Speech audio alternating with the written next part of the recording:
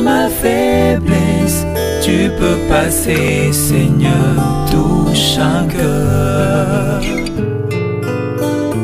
Bartimée répond à Jésus pour lui dire justement, un peu comme on l'a dit au début, il dit, je n'ai pas crié à un Jésus de Nazareth, mais j'ai crié à Jésus, le fils de David, au Messie, parce que je ne veux pas que tu me donnes de l'argent. Mais ce que je veux, c'est que je veux voir à nouveau. Mais j'aime ce que Jésus est en train de répondre à Bartimée, j'aime surtout la version Louis II.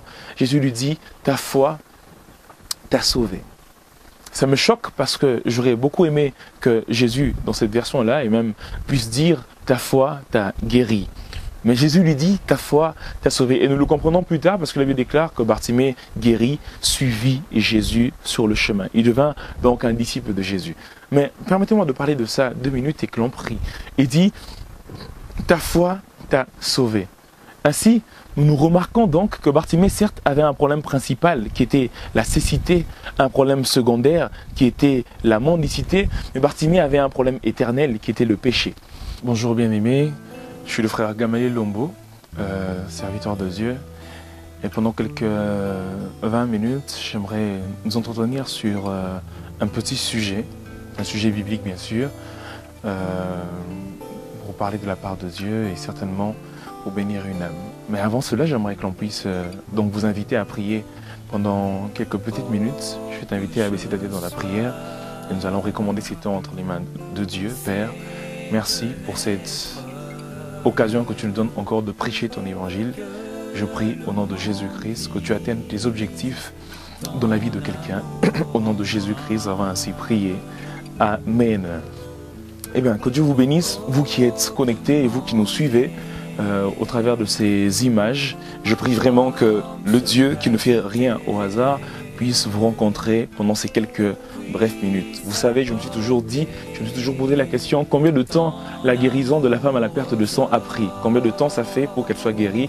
Et quand je compte bien le temps qu'elle touche et le temps qu'elle soit guérie, ça ne fait pas plus d'1 minute. Donc je crois qu'en quelques secondes, Dieu peut changer une destinée. Je crois qu'en quelques minutes, Dieu peut changer toute une vie. Et pour cela, j'aimerais donc vous inviter à lire un texte, un seul texte que nous allons lire en ces instants. Je suis dans Marc. Marc 10, verset 46 au verset 52. Marc 10, 46 à 52.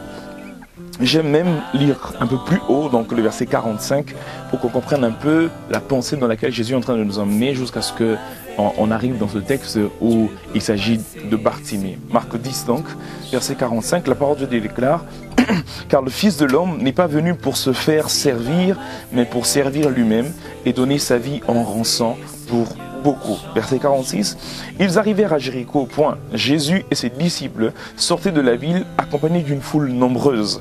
Bartimée, fils de Timée, un mendiant aveugle, était assis au bord du chemin lorsqu'il entendit que c'était Jésus de Nazareth. Il se mit à crier « Jésus, fils de David, aie pitié de moi !»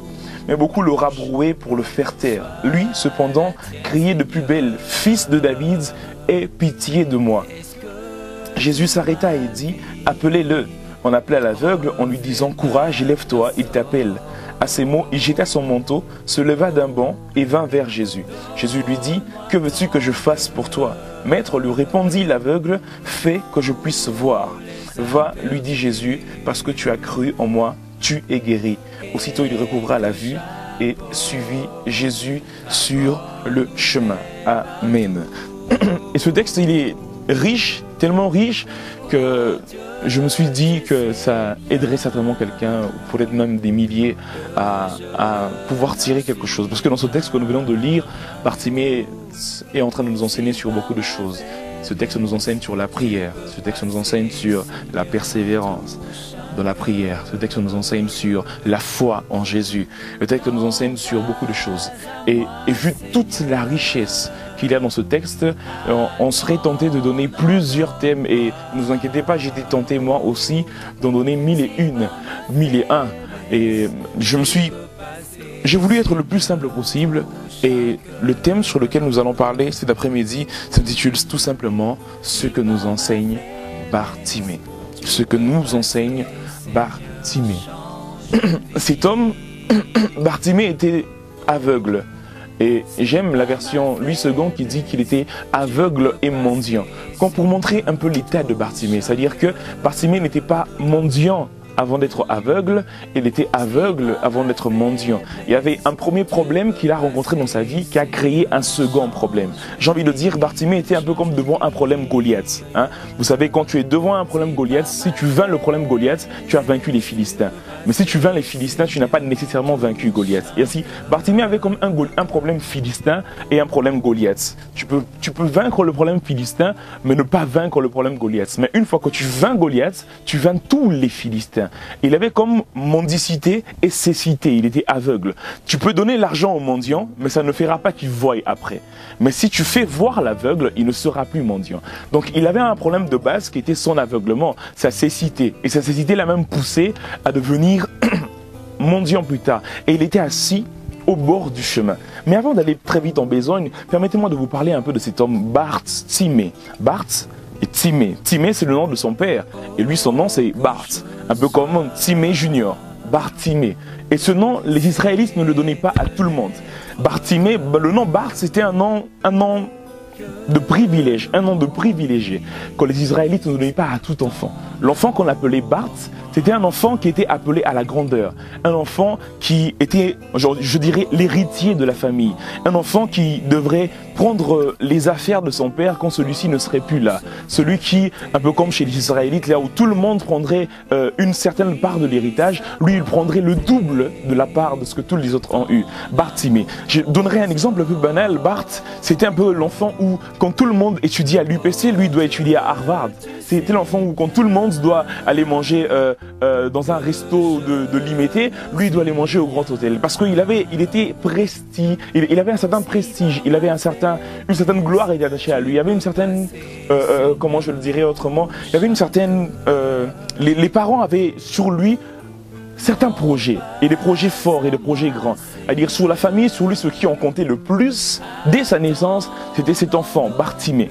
Mais les circonstances de la vie ont fait que cet enfant qui était appelé à la grandeur, cet enfant qui était appelé à être l'héritier de la famille, cet enfant qui était appelé à être le chef de la famille quand papa ne serait plus là, cet enfant qui était appelé à la grandeur, qui était appelé à être le plus intelligent, à être le plus riche, s'est retrouvé dans la rue. Et on le voit bien dans la réponse qu'il donne à Jésus. Jésus lui dit, que veux-tu que je fasse pour toi? Il dit que je recouvre la vue. Ça veut dire que quand cet enfant est né, cet enfant voyait. Cet enfant, il avait vraiment toutes les qualités pour devenir ce qu'il était. Mais suite à un accident que la Bible ne nous raconte pas, il est devenu aveugle. Était-ce une malédiction? Était-ce un jeu entre amis qui l'a rendu aveugle? On ne sait pas. Mais il dit que je voyais à nouveau, c'est-à-dire qu'il voyait déjà. Cet enfant Bart, mais les circonstances de la vie ont fait que celui qui était appelé à la grandeur, celui qui avait une destinée de grandeur, s'est retrouvé dans la rue. Ça peut être peut-être le cas de quelqu'un en ces instants. Peut-être que tu es né d'une famille riche, peut-être que lorsque tu es né, les parents ont tout fait pour toi. Peut-être même que tu as vraiment étudié, peut-être que tu as fini tes études, maintenant tu te retrouves dans la rue du chômage. Peut-être que même tu es belle, peut-être que tu as une belle taille, une belle figure, mais tu te retrouves dans la rue du célibat.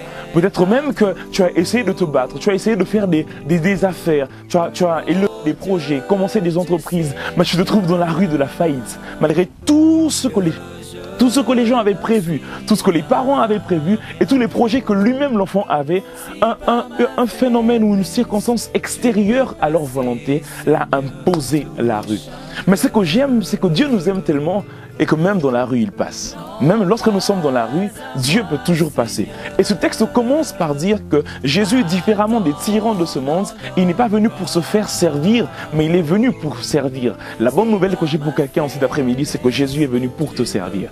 Jésus est venu pour toi. Et si tu te retrouves dans la rue, si tu te retrouves dans le péché, si tu te retrouves dans une situation où tu as l'impression qu'il n'y a plus d'issue, alors je viens te dire que tu viens de remplir les critères pour que Jésus entre dans ta vie. Tu viens de remplir les critères pour que Jésus prenne le contrôle de ta vie. Il s'appelait Pierre, toute la nuit il avait péché, il avait l'expérience, un peu comme ce Bartimée. Dans le domaine de la pêche, Pierre était le Bart, était celui qui était avait la suprématie, un peu le Ruben, qui avait la suprématie sur tous les autres pêcheurs.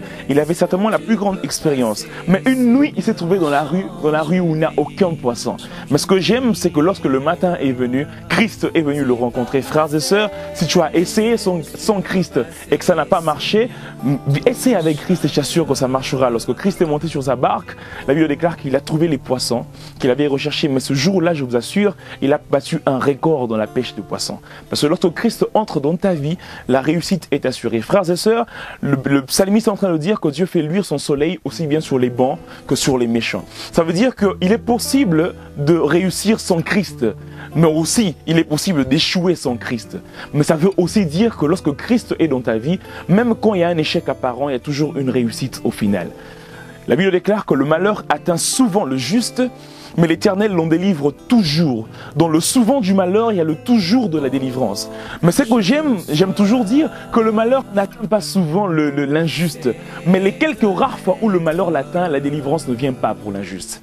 Mais le malheur atteint souvent le juste, mais il y a toujours la délivrance de Dieu. Ça veut dire qu'avec Dieu, il peut avoir des échecs dans le parcours, mais il y aura toujours, je dis bien, il y aura toujours la réussite en finale. Il y aura toujours le succès en finale. Ça veut dire qu'avec Dieu, je peux passer par le monde des oliviers. Le monde des oliviers, c'était un peu comme là où il y avait des pressoirs à huile, où on sortait justement l'huile d'olive, parce qu'on pressait le grain. Et Jésus, avant d'aller à la croix, avant d'aller à Gethsémani, il est passé par les monts des oliviers, là où justement, où tout oint doit passer pour être pressé, là où tout oint doit passer pour connaître une certaine épreuve, là où Dieu est en train de sortir le jus qu'il a placé dans son oint, là où Dieu est en train de sortir l'huile qu'il a placée dans son oint. Mais ce que j'aime, c'est que le monde des oliviers, ce n'est jamais un terminus, ce n'est qu'un arrêt. Ce que j'aime, c'est que Gethsémani, ce n'est jamais un terminus, ce n'est qu'un arrêt. Et je viens parler d'emblée à Bartimée pour te dire que tu es appelé à la grandeur, mais peut-être que tu as l'impression de vivre des échecs. Peut-être que tu as l'impression que tout ce que Dieu t'a dit n'arrive pas. La bonne nouvelle que j'ai pour toi, c'est que ce n'est qu'un arrêt, ce n'est pas le terminus. Joseph, la prison en Égypte, ce n'est qu'un arrêt. Joseph, la maison de Potiphar, ce n'est qu'un arrêt. Le puits dans lequel tes frères t'ont jeté, ce n'est qu'un arrêt. Le terminus a un seul nom, ça s'appelle Safnat Phanéa. C'est la gloire que Dieu t'a réservée. Tu arriveras certainement. Mais avant d'arriver, il y a justement des chemins par lesquels il faut passer. Et Bartimée nous enseigne long sur ces choses.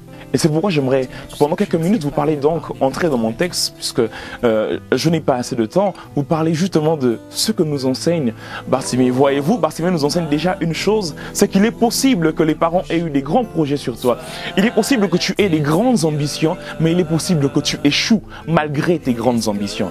Il est possible que les gens, quand ils te regardent, disent non, ce garçon ira loin, cet enfant il est éloquent, il est intelligent, il sera certainement le futur ceci, il sera certainement la future cela, il sera certainement un grand homme. Il est possible que malgré toutes ces bonnes paroles sur toi, que tu échoues quand même, comme Bartimée a échoué sur son parcours. Et il s'est retrouvé dans la rue. Quelqu'un peut être en train de dire, mais moi je suis pas né d'une famille riche, moi d'ailleurs je suis né au village. Je suis venu ici et je me bats moi-même. Donc ça ne m'étonne pas que je souffre, ça ne m'étonne pas que j'échoue, parce que même mes parents ont échoué, mes grands-parents ont échoué. J'ai envie de te dire que la Bible est en train de me dire que Dieu a préparé un projet de bonheur pour nous. Alors Dieu, un peu comme ce parent de Bartimée qui avait préparé des projets de bonheur, il peut se retrouver que celui sur qui Dieu a préparé des projets de bonheur passe quand même par une rue du manque, une rue du péché, une rue des erreurs, une rue où rien ne marche. Mais la bonne nouvelle, comme je le disais tantôt, c'est que ce n'est pas fini, ce n'est qu'un arrêt. J'aime toujours, c'est que Marie, celle qui a porté le Fils de Dieu, celle qui a porté la délivrance du monde, a quand même eu du mal à trouver un hôtel où elle allait enfanter ce Fils de Dieu. Ça veut dire qu'avoir la promesse de Dieu en nous ne nous assure pas toujours le succès, ne nous assure pas toujours le 5 étoiles. Tu peux avoir la promesse de Dieu en toi, mais être dans une étable. Que l'étable ne te fasse pas peur par rapport à la promesse. La promesse pour s'accomplir peut même s'accomplir dans une étable et changer l'étable en un endroit 5 étoiles où l'or, l'encens et la myrrhe viennent, peut changer l'étable en un endroit où il y a des louanges de bergers qui se lèvent. Ça veut dire que ce qui est important, ce n'est pas où tu es. Ce qui est important, c'est ce que tu as. Et ce que tu as, c'est la parole de Dieu qui ne sort jamais et ne rentre sans avoir fait ce pourquoi il est sorti. Cette parole, ce qui est sorti sur ta vie, ces paroles qui sortent sur ta vie maintenant auront certainement un effet. Alors permettez-moi, sans plus tarder, de parler de Bartimée. Le verset 1er est en train de dire que Jésus entra dans la ville qui est appelée Jéricho. Jésus entra à Jéricho. Point. Bartimée, rappelez-vous, il est sur le bord de l'entrée, ou mieux, sur le bord de la sortie. Mais lorsque Jésus est entré à Jéricho, Bartimée n'a pas crié. Jésus est entré à Jéricho et il a fait ce qu'il voulait. La Bible déclare, il entra à Jéricho et il met un point. Et puis la Bible nous dit, lorsqu'il sortait de Jéricho. Frères et sœurs, si tu as raté Jésus à son entrée, ne le rate pas à sa sortie. Il peut se faire que tu aies raté beaucoup d'occasions dans ta vie de rencontrer ce Jésus. Mais Jésus nous aime tellement que lorsqu'on le rate à son entrée, il fait tout pour sortir par là où il est entré. Je crois que Jéricho avait plusieurs sorties. Je crois que de Jéricho, Jésus pouvait prendre plusieurs chemins. Mais il est entré par là. Il s'est rendu compte que celui pour qui il entrait ne l'avait pas remarqué, mais il est quand même sorti par là. Pour que Bartimée, cette fois-là, le remarque. Il n'est pas sorti seul. La Bible déclare, Jésus entra à Jéricho, point. Mais lorsqu'il sortait, il ne sortait pas seul. Il s'est arrangé de sortir avec les disciples, avec la foule. En d'autres termes, Jésus s'est arrangé de sortir avec des gens qui crieront son nom pour réveiller Bartimée, afin que Bartimée se rende compte que oui, celui qui était entré anonymement est en train de sortir et il peut changer quelque chose dans ma vie. Et il s'est mis à crier, Jésus, fils de Nazareth, fils de David, et pitié de moi. Donc Jésus entrait à Jéricho et lorsqu'il sortit, frères et sœurs, peut-être que tu as raté plusieurs occasions de lui donner ta vie. Je crois que Jésus t'aime tellement que cet après-midi, en ces instants, il veut encore te donner une nouvelle occasion de le rencontrer, une nouvelle occasion de changer ta vie, alors ne la laisse pas passer. Mais ce que j'aime, c'est que Jésus entrait à Jéricho avec toute une foule. Il est entré avec les disciples. Il est entré avec la foule. Dans la foule, il y avait certainement des hommes riches, des hommes beaux, des femmes belles, des grands hommes. Mais Bartimée n'a vu que Jésus. Frères et sœurs, une des premières choses donc, si pas la deuxième ou la troisième que Bartimée nous enseigne, c'est que la personne dont tu as besoin de ta vie, ce n'est pas la foule. La personne qui peut changer ta vie, ce ne sont même pas les disciples de Jésus. Bartimée, tu peux crier à Pierre, tu peux crier à Jean. Mais attends, ils ont délivré les gens, ils ont guéri les malades, ils ont fait des miracles avec Jésus. Mais tu peux crier à Pierre, tu peux crier à Jean, frères et sœurs, un peu comme dans ce temps où certains crient à son pasteur, à mon pasteur, à l'archevêque, au bishop, d'autres crient encore au pape. D'autres encore crient à son frère, à sa sœur, d'autres crient au prophète, d'autres crient au docteur, frères et sœurs. Tout cela ne sont que des disciples de Jésus.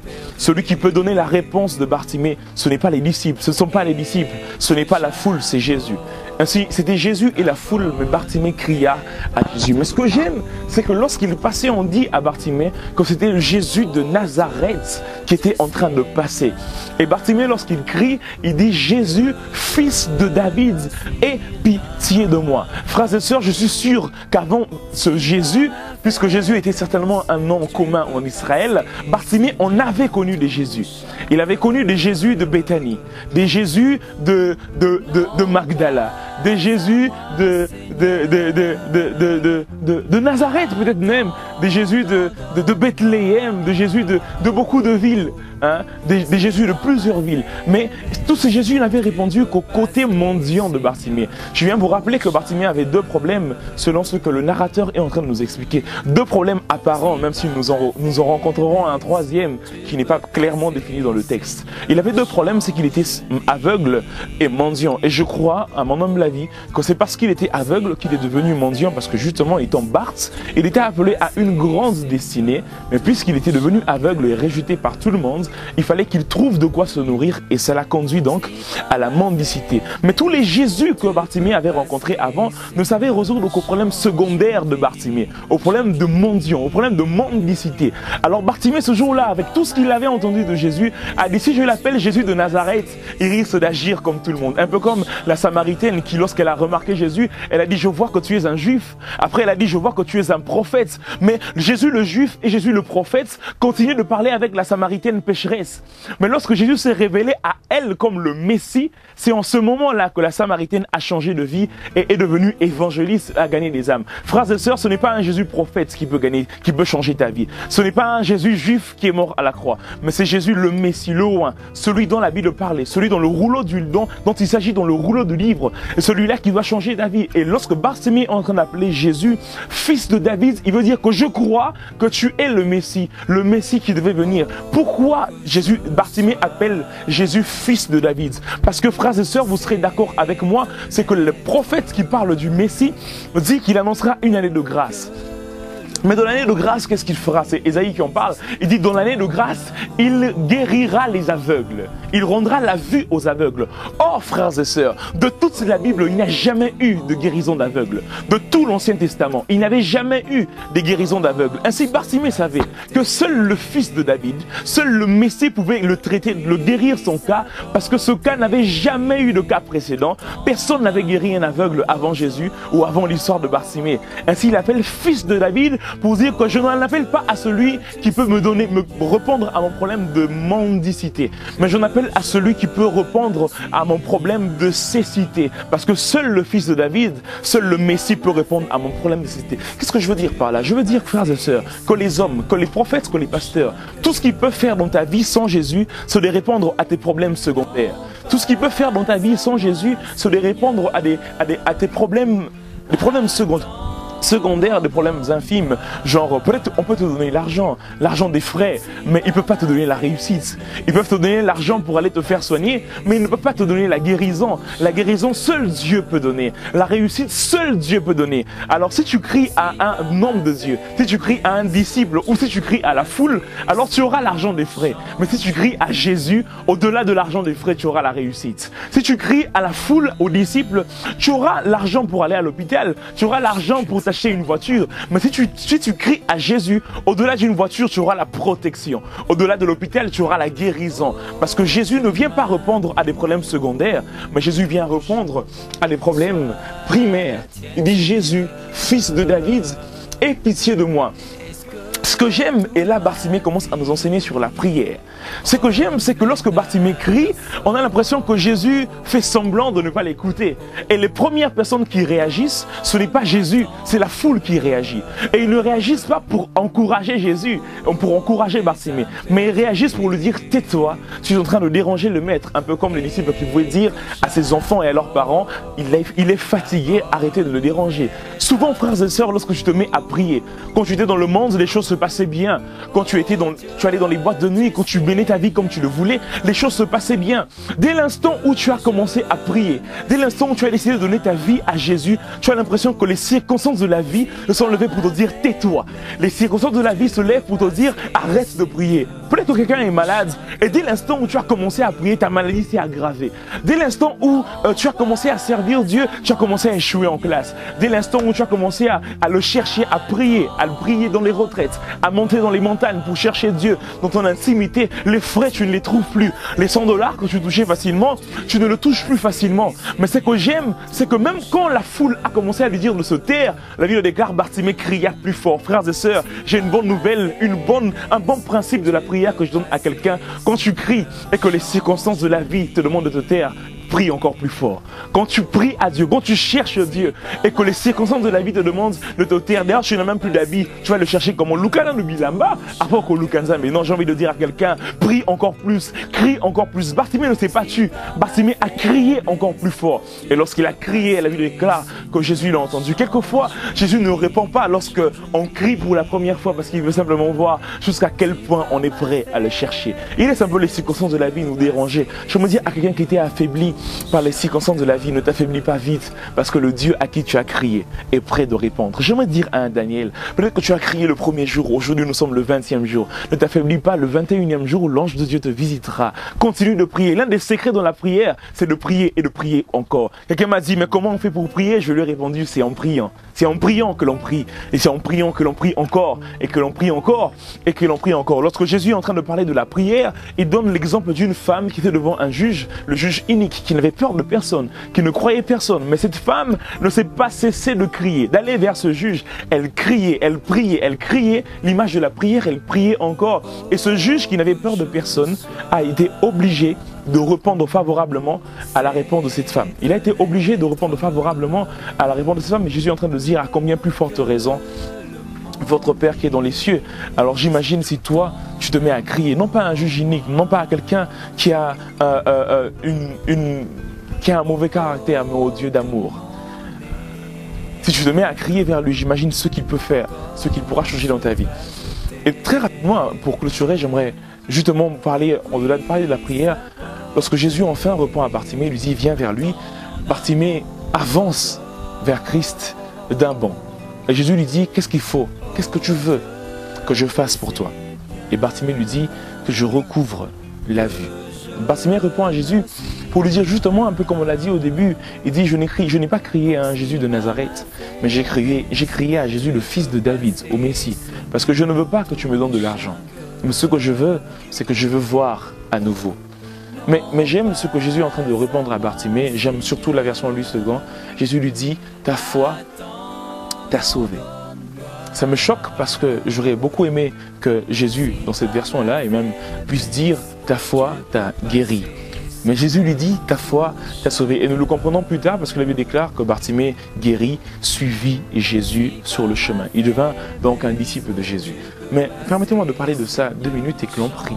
Il dit, ta foi t'a sauvé. Ainsi, nous remarquons donc que Bartimée, certes, avait un problème principal qui était la cécité, un problème secondaire qui était la mendicité, mais Bartimée avait un problème éternel qui était le péché. Quand Jésus vient dans ta vie, il ne vient pas répondre d'abord au problème principal, à ta cécité. Il ne vient pas non plus répondre au problème secondaire, à ta mendicité. Mais quand Jésus vient dans ta vie, il vient d'abord répondre au problème éternel. Jésus n'est pas mort à la croix pour que tu te maries. Jésus n'est pas mort à la croix pour que tu voyages. Jésus n'est pas mort à la croix pour que tu sois guéri. Jésus est mort à la croix pour que tu sois sauvé. Et il dit à Bartimée, ta foi t'a sauvé. Comme pour dire que Bartimée n'était pas qu'aveugle et mendiant. Bartimée était pécheur, aveugle et mendiant. Et Jésus n'est pas d'abord venu répondre au Bartimée aveugle, mais Jésus est d'abord venu répondre au Bartimée pécheur. Frères et sœurs, l'œuvre de la croix, l'œuvre de Golgotha, ce n'est pas une œuvre de guérison d'abord. Ce n'est pas une œuvre de voyage d'abord. Ce n'est pas une ONG pour les célibataires. La croix, ce n'est pas une ONG pour les affamés. Mais la croix, c'est justement une ONG qui vient en aide à ceux qui sont perdus. La croix vient pour nous donner le salut. Et frères et sœurs, Jésus est mort à la croix pour donner le salut à quelqu'un. Ce que j'aime, c'est que tu peux être... Si Bartimée, la Bible déclare qu'il fut guéri, il suivit Jésus. Frères et sœurs, Bartimée, quand il était né, il voyait déjà. Mais une circonstance de la vie l'a rendu aveugle. Le Bartimée guéri de l'aveuglement, mais sans Jésus peut redevenir aveugle. Mais le Bartimée qui suit Jésus aveugle finira toujours par voir. Et même s'il ne voit pas dans le siècle présent, dans la félicité céleste, ses yeux s'ouvriront. C'est pourquoi je veux dire à quelqu'un que c'est bien de chercher à ce que Dieu réponde à tes problèmes, Bartimée, à ton problème de la mendicité, à ton problème de la cécité. Mais il y a un problème plus important pour lequel Jésus est venu sur cette terre. Et Paul est en train de le dire très bien dans Romains 3. Il est en train de déclarer que nous tous nous avons péché, nous étions privés de la gloire de Dieu. Mais Dieu a trouvé un moyen, au-delà de la loi, pour nous rendre justes. La Bible déclare que la foi d'Abraham lui fut imputée en justice. Et d'après-midi, je viens simplement appeler quelqu'un à élever son niveau de foi, à mettre sa foi en Dieu. Non pas pour qu'il te guérisse, non pas pour qu'il te donne de l'argent, mais d'abord pour que tu sois sauvé. Jésus est mort pour ton salut. Jésus est mort à la croix pour que tu lui donnes ta vie, pour que ta vie change. Et pour que tu arrives au ciel. Frères et sœurs, notre vie sur terre, elle est éphémère, mais au ciel, nous vivrons éternellement. Et Jésus ne veut pas que tu passes ton éternité en enfer. C'est pourquoi, même lorsqu'il était déjà entré et que Bartimée ne l'avait pas remarqué, il a tout fait pour revenir parce qu'il voulait donner le salut à Bartimée. Et Bartimée sauvé finit toujours par être guéri. Frères et sœurs, cet après-midi, je suis venu un peu changer ta manière de faire les choses, tes priorités, pour te dire que les priorités de Dieu sont plus importantes que tes priorités. La Bible déclare, fais de l'Éternel tes délices. Cherche d'abord le salut, cherchez d'abord le royaume de Dieu et sa justice et le reste vous sera donné. C'est que j'aime, frères et sœurs, c'est que le reste ne nous est pas donné lorsque l'on trouve le royaume. Le reste nous est donné pendant que l'on cherche le royaume. C'est-à-dire que dès que tu prends la décision de lui donner ta vie, il te donne la réponse à tes prières, il te guérit. C'est pourquoi j'aimerais prier avec quelqu'un qui veut donner sa vie à Jésus. C'est pour ça que je suis venu et c'est pour ça que j'ai eu à parler de mille et une choses. Je suis venu prier avec quelqu'un qui veut donner sa vie à Jésus, qui veut dire, Seigneur, c'est vrai que j'ai des problèmes. C'est vrai que je suis aveugle comme Bartimée. C'est vrai que je suis mendiant comme Bartimée. Mais cet après-midi ou ce soir ou ce matin, je viens pour répondre au problème éternel avant de répondre au problème principal. Je veux que tu me donnes ton salut. Je veux que tu sois mon Seigneur et mon Sauveur. Si tu es là, mets ta main dans la prière, dans ton cœur, on va prier ensemble. Père, je te prie pour toutes ces personnes qui ont entendu cette parole et qui ont été touchées. Père, puisque la foi vient briser les lois, et la première loi que la foi brise, c'est la loi du péché qui se trouve dans nos membres. Je prie, Père, au nom de Jésus, que la loi du péché qui est en train de régner, que la perdition qu'il y avait dans la vie de quelqu'un laisse la place au salut, au nom de Jésus.